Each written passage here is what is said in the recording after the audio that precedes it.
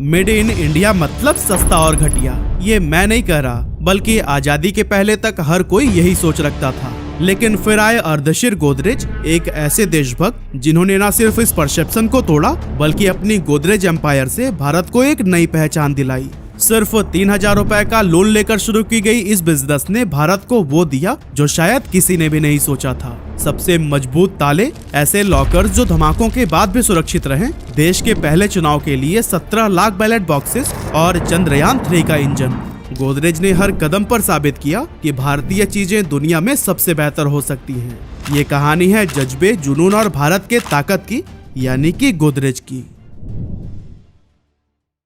तो दोस्तों, इस कहानी की शुरुआत होती है 1868 से, जब मुंबई के मिडिल क्लास पारसी फैमिली में एक बच्चे ने जन्म लिया जिसका नाम रखा गया अर्देशीर गोदरेज। अर्देशीर ने उस टाइम भी एजुकेशन को प्रायोरिटी देते हुए लॉ में ग्रेजुएशन कंप्लीट किया, इसीलिए उन्हें बहुत जल्द ही एक क्लाइंट मिल गए। लेकिन कोर्ट में आर्गुमेंट के दौरान उनके अपने ही क्लाइंट ने उनसे झूठ बोलने के लिए प्रेशर बनाया, जिसके बाद वह समझ गए कि सच्चाई के साथ वो इस कैरियर में आगे नहीं बढ़ सकते हैं। इसीलिए उन्होंने वकालत छोड़ दी और एक फार्मेसी में एज अ असिस्टेंट काम करने लगे। लेकिन इस जॉब में भी उनका कुछ खास मन नहीं लग रहा था। ऐसे में उन्होंने सोचा कि क्यों ना अपना खुद का कोई बिजनेस शुरू किया जाए, लेकिन उसके लिए सबसे पहले जरूरत थी बहुत सारे पैसों की। अब अर्देशीर एक पारसी फैमिली से थे जिनके पिता का रियल एस्टेट बिजनेस था, इसीलिए वो अपनी पिता की मदद से आसानी से अपना बिजनेस शुरू कर सकते थे। लेकिन उन्हें पता था कि अगर वो अपने पिता से पैसे मांगेंगे तो वो लोन नहीं बल्कि गिफ्ट के तौर पर देंगे, जो कि अर्देशीर को मंजूर नहीं था,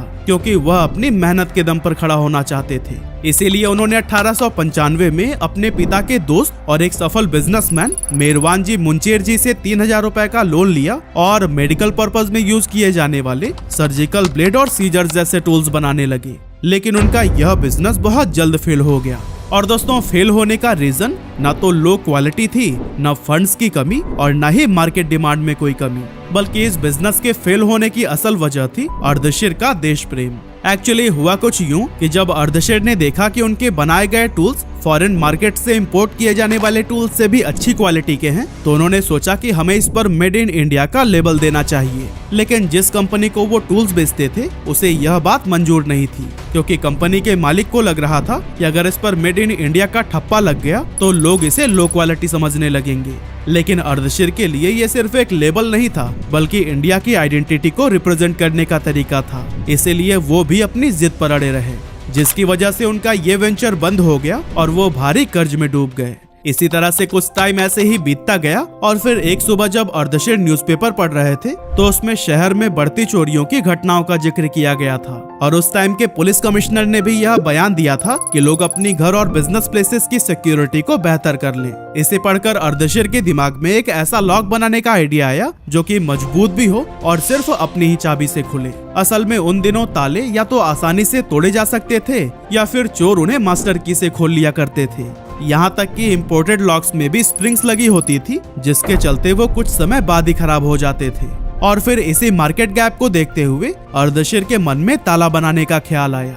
लेकिन फिर वही पैसे वाली प्रॉब्लम। इसके लिए एक बार फिर से अर्देशीर अपने पुराने सपोर्टर मेरवान जी के पास गए और वहां पहुंचकर अर्देशीर ने पहले तो उनसे माफी मांगी, क्योंकि वो अपना पहला लोन अब तक रीपे नहीं कर पाए थे। और फिर इसके बाद उन्होंने अपने नए प्लान के बारे में उन्हें बताया। अब मेरवान जी भी इन बढ़ती चोरी और डकैती की खबरों से परेशान थे। ऐसे में उन्हें अर्देशीर का यह आइडिया काफी पसंद आया, इसीलिए वह फिर से उन्हें उधार पैसे देने के लिए तैयार हो गए। इसके बाद अर्देशीर ने एक छोटी सी 20 स्क्वायर मीटर की शेड किराए पर ली और गुजरात और मालाबार से स्किल्ड कारीगरों को लाकर ताले बनाने का काम शुरू कर दिया। इस तरह से 1897 में अर्देशीर ने गोदरेज ब्रांड नेम से अपना पहला ताला मार्केट में उतारा। गोदरेज का हर ताला अपनी एक खास चाबी के साथ आता था, जिसे ना तो किसी मास्टर की से खोलना पॉसिबल था और ना ही ये गोदरेज के किसी दूसरे ताले की चाबी से खुल सकता था। और फिर अपनी हाई क्वालिटी की वजह से गोदरेज के ताले लोगों के बीच में खूब पॉपुलर होने लगे थे। लेकिन दोस्तों, उस टाइम तक गोदरेज सिर्फ ऐसे ताले बना रहा था जो कि भले ही मजबूत और भरोसेमंद थे, लेकिन उनके पास अभी तक अपनी कोई अलग आइडेंटिटी नहीं थी। मतलब कि बाजार में कुछ विदेशी महंगे ब्रांड्स भी ठीक ऐसे ही ताले बना रहे थे और गोदरेज को उनसे अलग दिखने के लिए कुछ खास करना था। इसीलिए अर्देशीर ने एक ऐसा लॉक इन्वेंट किया जिसके साथ में 2 चाबियां आती थी। लेकिन इस ताले की खासियत ये थी कि इसकी दूसरी चाबी चेक की थी और ये चेक की ताले के इंटरनल मैकेनिज्म को कुछ इस तरह से बदल देती थी कि पहली चाबी पूरी तरह से बेकार हो जाती थी। इस रेवोल्यूशनरी लॉक को गॉर्डियन लॉक का नाम दिया गया, जो कि उन सिचुएशंस के लिए एकदम परफेक्ट था जब पहली चाबी खो जाए और उसकी डुप्लीकेट बनने का खतरा हो। ये लॉक सुरक्षा और भरोसे का एक नया मानक बन गया। अर्देशीर ने अपने इस इन्वेंशन का पेटेंट कराया और फिर एक नए ताले के इन्वेंशन में लग गए।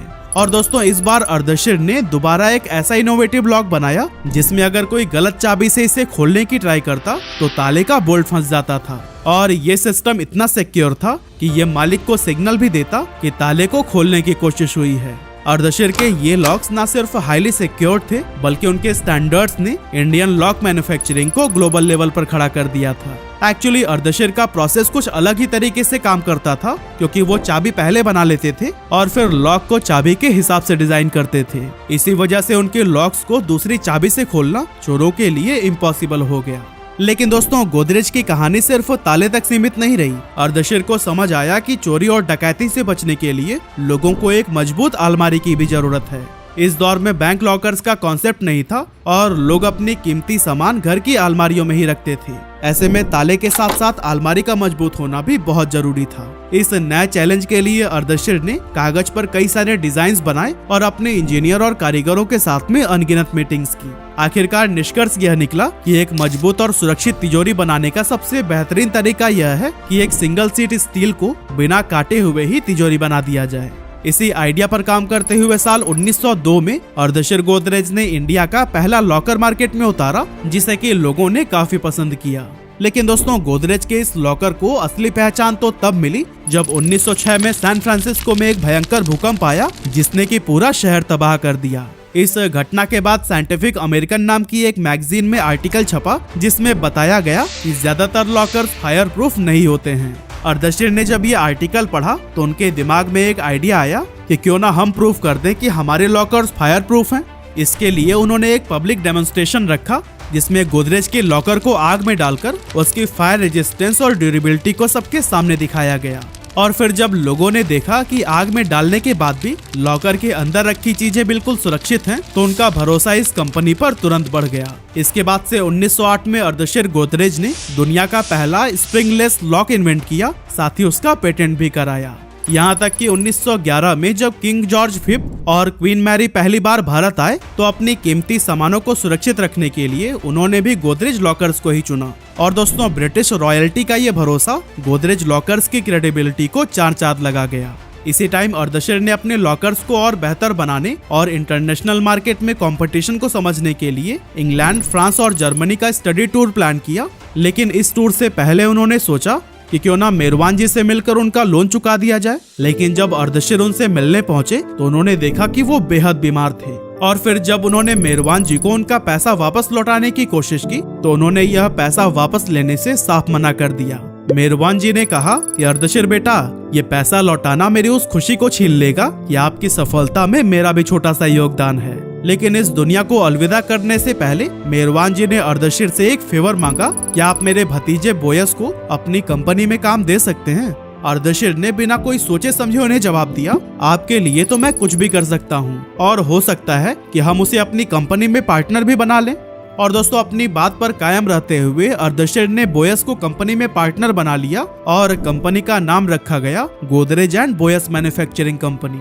हालांकि कुछ समय बाद बोयस ने खुद ही गोदरेज से रिजाइन दे दिया, क्योंकि उनका इस बिजनेस में इंटरेस्ट ही नहीं था। लेकिन अर्देशीर ने उनके सम्मान में कंपनी का नाम कभी नहीं बदला और ये अभी भी Godrej and Boyce manufacturing company के नाम से ही जानी जाती थी। इसी दौरान अर्देशीर ने देखा कि दुनिया में जो भी साबुन बनते हैं वो ज्यादातर एनिमल फैट से बनाए जाते थे और ये चीज वेजिटेरियन हिंदूज के लिए काफी परेशानी की बात थी। साथ ही कुछ दूसरी कम्युनिटीज भी इनसे कंफर्टेबल नहीं थी। ऐसे में अर्देशीर को लगा कि इस प्रॉब्लम का सलूशन लाना ही चाहिए।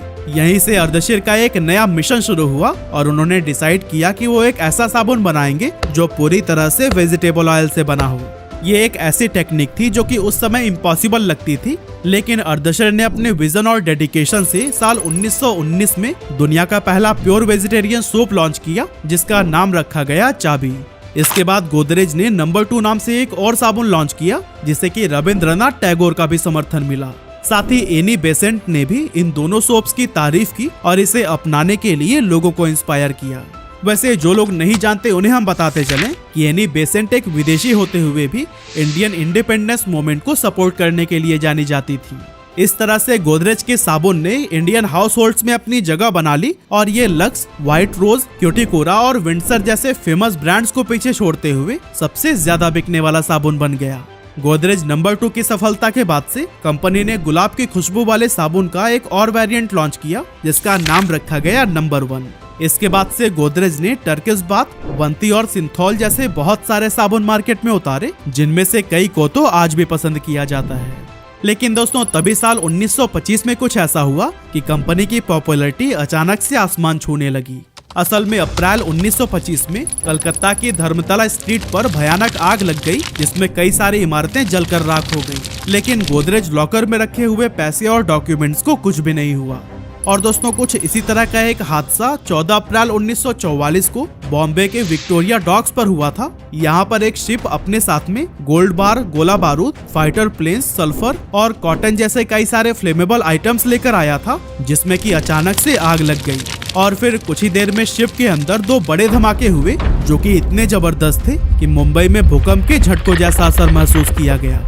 ये आग इतनी भयानक थी कि 3 दिनों तक जहाज और आसपास का इलाका जलता रहा और इसमें करीब 1300 लोगों की जान चली गई थी। लेकिन कमाल की बात यह है कि जब मलबे को निकाला जा रहा था तो उन्हें गोदरेज की लॉकर सही सलामत मिली। बस धमाकों के चलते उनमें थोड़े से डेंट आ गए थे, लेकिन अंदर मौजूद सामान पूरी तरह से सुरक्षित था। यह हादसा गोदरेज के लिए एक बहुत बड़ा टर्निंग पॉइंट साबित हुआ, क्योंकि इसके बाद उनकी लॉकर्स की सेल्स में काफी जबरदस्त उछाल देखने को मिला। उस टाइम पर तो ये इतना पॉपुलर हो गया था कि लोग दहेज में अपनी बेटी को गोदरेज की ये अलमारियां देने लगे। खैर अर्देशीर की कोई भी औलाद नहीं थी, क्योंकि शादी के 1 साल बाद ही उनकी पत्नी की मौत हो गई और उन्होंने फिर कभी दूसरी शादी नहीं की थी। इसीलिए 1 मई 1928 को अर्देशीर ने अपनी कंपनी की कंप्लीट ऑनरशिप और कंट्रोल अपने भाई फिरोज शाह को दे दी और बॉम्बे से 185 किलोमीटर नॉर्थ में मौजूद नासिक शिफ्ट हो गए। फिरोज शाह ने भी अर्देशीर की तरह ही गोदरेज बिजनेस को आगे बढ़ाने में अपनी जी जान लगा दी। साथ ही उन्होंने अपने पिता के रियल एस्टेट बिजनेस को भी नई ऊंचाइयों तक पहुंचाया। और फिर इसी तरह से आगे बढ़ते हुए 1943 के दौरान उन्होंने ब्रिटिश सरकार से मुंबई के बाहरी इलाके विक्रोली में 3400 एकड़ जमीन खरीदी। और फिर इस सौदे के साथ ही गोदरेज परिवार मुंबई का सबसे बड़ा लैंड ओनर बन गया। 1947 में भारत की आजादी के बाद 1951 में जब पहला चुनाव हुआ तो फिर बैलेट बॉक्सेस को बनाने का कॉन्ट्रैक्ट भी गोदरेज को ही दिया गया। फिरोज शाह ने इस जिम्मेदारी को पूरे डेडिकेशन के साथ निभाया। उन्होंने मुंबई के विक्रोली में खरीदी गई जमीन के एक छोटे से हिस्से पर जल्दी से एक नई फैक्ट्री डाली, जहां बैलेट बॉक्सेस को बनाने का काम शुरू हुआ। सुबह 7 बजे से लेकर आधी रात तक मैन्युफैक्चरिंग प्लांट में काम चलता था, जिसके बाद एक दिन में लगभग 22,000 बैलेट बॉक्सेस तैयार किए जाते थे। स्वतंत्र भारत के इस पहले इलेक्शन के लिए कंपनी ने कुल 17 लाख बैलेट बॉक्सेस बनाए, जो कि उस समय भारत की डेमोक्रेटिक जर्नी का एक इम्पोर्टेंट हिस्सा बना। इसके बाद गोदरेज ने 1955 में भारत का पहला टाइपराइटर बनाया, जिसे कि गोदरेज प्राइमा का नाम दिया गया।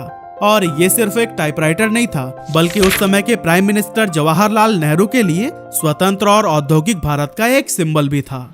इस टाइम तक ज्यादातर लोग रेमिंगटन जैसे इंपोर्टेड टाइपराइटर्स का इस्तेमाल करते थे, लेकिन जब इंडिया को अपना खुद का टाइपराइटर मिल गया तो फिर सारे कोर्ट और सरकारी दफ्तरों में इसी का इस्तेमाल होने लगा।